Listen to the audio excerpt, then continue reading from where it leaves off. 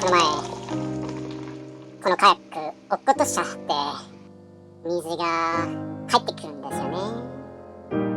で、下の方をチェックしたら、やっぱり。まあ手順としたら、まず適当にきれいにして、その後にドリルで亀裂の両端に穴を開けて、それ以上亀裂が広がらないようにする。その次はダイグラインダーで、まあ反対側のサイドが見えるぐらい、もう少しで見えるかなぐらいのところまで、ほじくっていただいて、なんか虫歯の治療と似てますね。ヒートガンで両端をくっつける。ピンセット、厚いピンセットでぐじゅぐじゅしながらくっつけていく。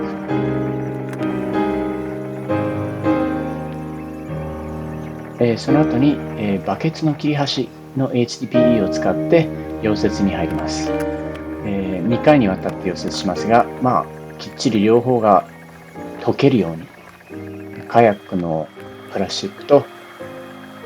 この溶接用のバケツのプラスチックがきっちりと、溶けて溶接になっているのを確認して、サンドペーパーに入ります。もう浮かべばいいんであって、適当に。まあ、スカッパーホールっていうとこはストレスが結構来るところ、特に重いものをいっぱい持って釣りとかに出る人がいるから、氷20ポンドサーモン2匹